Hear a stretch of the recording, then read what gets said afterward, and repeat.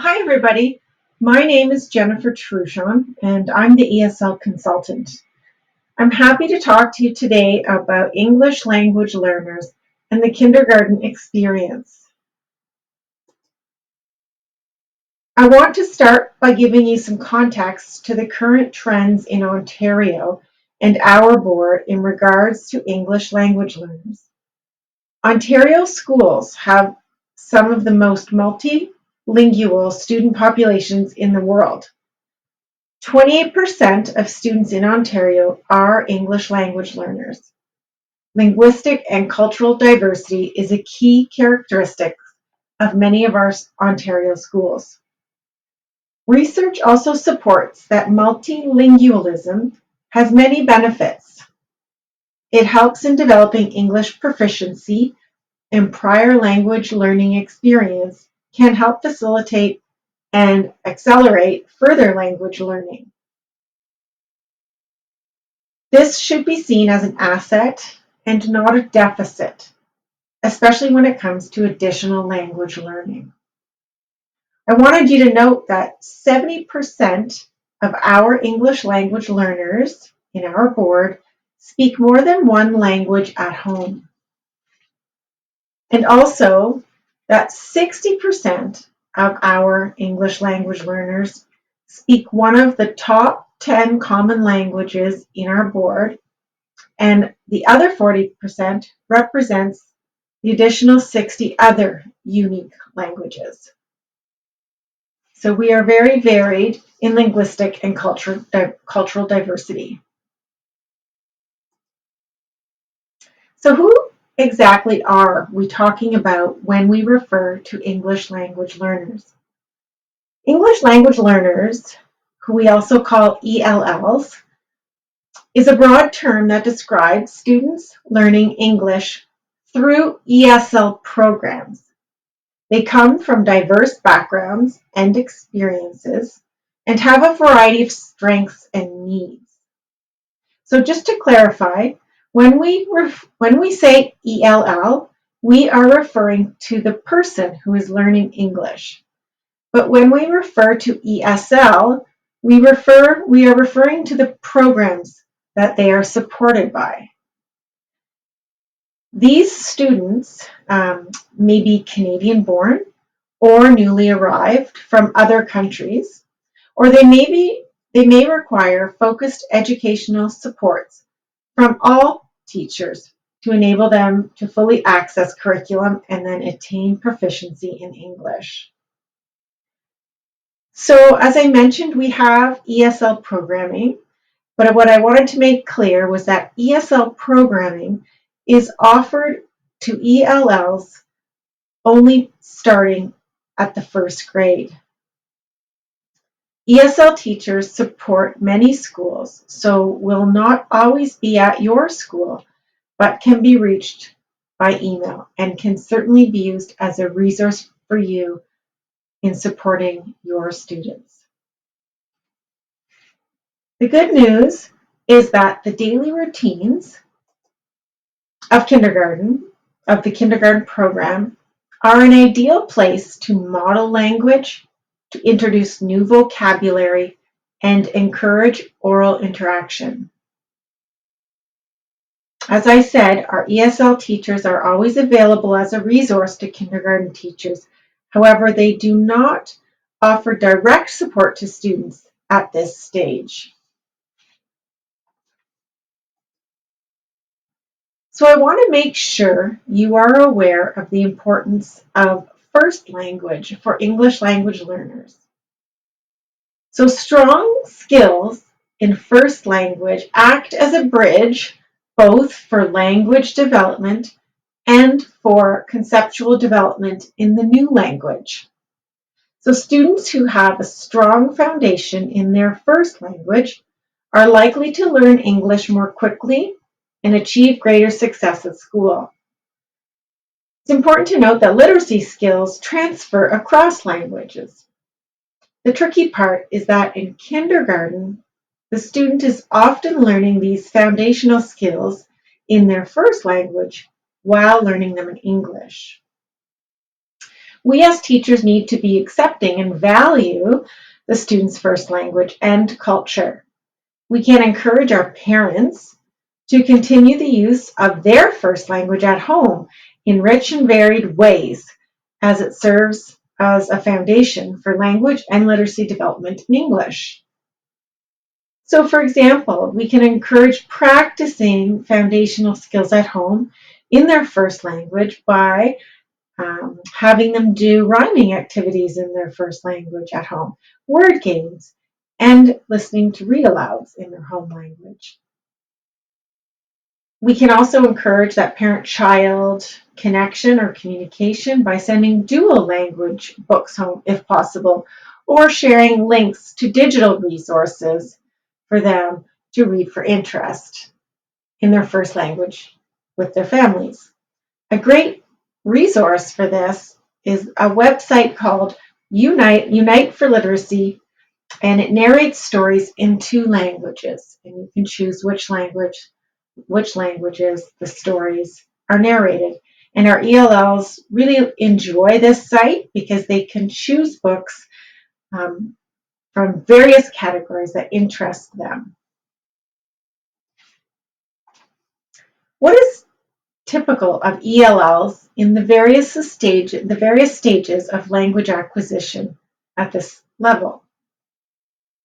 Kindergarten-aged ELLs use many strategies as they learn English, and they don't necessarily develop them in a linear fashion. They use their first language. They often have a silent period where they do not speak. They use headlines and learned phrases, which involves using a few content words to communicate an entire idea. And they're beginning to produce more complex structures and vocabulary. All that in their development stages. Some early strategies may include language mixing or code switching, and sometimes we refer to this as translanguaging. And in some countries, they're trying to teach their official languages as well as trying to maintain their own unique local languages, and they're encouraging the mixing of language and not discouraging it, to communicate. So in these early stages, they're language mixing or code switching. They're starting to ask some simple questions. They're joining in with familiar songs, rhymes, or poems. They're responding to some basic questions.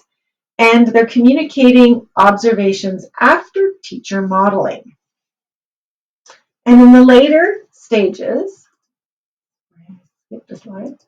The later strategies may include them retelling personal experiences using simple sentence patterns, following directions for familiar routines. Now they're starting to experiment with past and present verb tenses, and they're speaking more with clarity and fluency at a pace of a first language peer. We need to create classroom environments where children of varied cultural and languages can thrive and grow. So we need to recognize that ELLs are actively observing, listening, learning, and communicating using nonverbal strategies.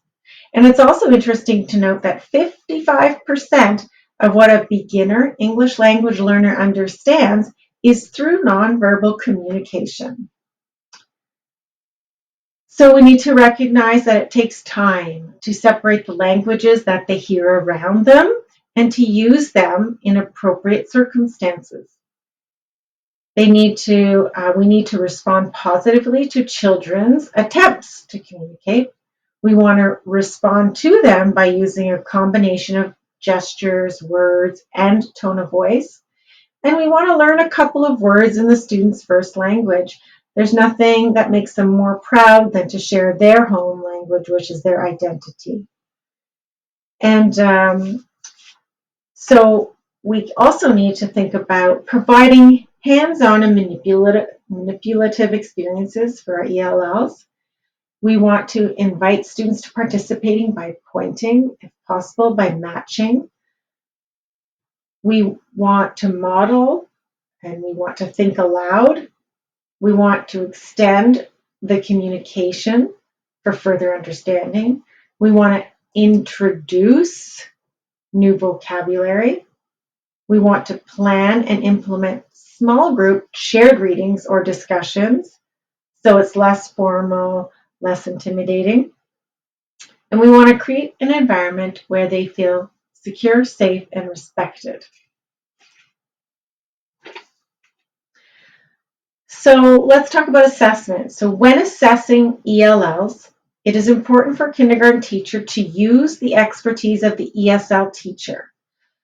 So that means if you have questions, you can refer to the ESL teacher, reach out to them, you can collaborate with them, you can help interpret and help them help you with some assessments possibly. We need to consider that their ability to acquire and demonstrate new knowledge may be influenced by their inability to understand or use the language of the classroom. We need to consider that the ELL needs sufficient time to adjust to the social, the cognitive, and all the physical demands of the new classroom and the school environment. We need to gather information about the child's literacy ability in his or her first language. This is really important because if they have literacy skills or they are literate in their first language, this makes it easier for them to learn additional languages. But in most cases, we know that this is a bit of a challenge because they're learning these new foundational skills at the same time as they're learning English and them in their first language. We need to allow ELLs to demonstrate what they can do with limited or no English. So that might mean we're asking them to draw, we're asking them to match, we're asking them to point, possibly label, to show what they're learning. We need to take into account the entire context and address the whole child, not just the ability to acquire language. Some of our kinders come with a lot of background knowledge already, and we have to consider that. We can also refer to page 43 in the kindergarten ESL document that's in this image right here for suggestions on assessing ELL's learning in the 6 areas of learning if they can't tell you what they know. We want to use differentiated assessments such as portfolios to track their progress, and this will allow us to see a range of strengths and needs and their interests. And what we're going to do is meet with our ESL teacher at the end of the school year to determine if their senior kindergartens will benefit from receiving ESL support in grade 1. So this happens in the spring usually, and the ESL teacher will collaborate with the classroom teacher and look at their list of ELLs. And sometimes it's an easy decision as to whether they will definitely need to be on the list for support for grade 1, or maybe it'll be a clear no. And if they're one that you are questioning, reach out. The ESL teacher can take them and do some assessments on them to help you make that decision. And we also need to recognize that although children develop skills in reading, writing, and oral language from an early age, that's all children, oral language must be the foundation of literacy development in kindergarten. Through experience with oral language, children develop the ability to identify and manipulate those phonemes, they build vocabulary, they develop awareness of language structures, and thus those foundations for reading and writing. So this is essential for ELLs, but just good practice for all kids. We always need to make adjustments to the program to meet the needs and provide for some individualized instruction as needed. So I just want to end off by talking about the importance of building relationships with our ELL families. Sometimes it's difficult to do that because there is a language barrier. And I wanted to make sure you had the information in front of you on the slide as to who you can reach out to when this is an issue. So our board is assigned multicultural liaison officers, and every school has an assigned officer attached to them. So you'll need to find out which MLO is assigned to your school, and they help with settlement services and with interpretive services. So if you need interpretive services, you will fill out the form and send it off to your MLO, who will then arrange an interview if that's what you would like, a parent-teacher conference or interview, and they will get back to you with the communication from the family. So they're an amazing resource in our board, and they will definitely help meet with you, attend that meeting, arrange that meeting once you fill out the form, and and help best meet the needs of our kids. So I wanted to make sure you had that information. So that's it for now. I just wanted to alert you to our website. It's a great resource that will also give you some additional information, and it has a kindergarten tab, so you can check that out. And also you can reach out to me by email, of course, and we also have office hours if that's more convenient for you. So look forward to hearing from you if you have any other questions. And I just want to end by saying thanks for all you do for English language learners.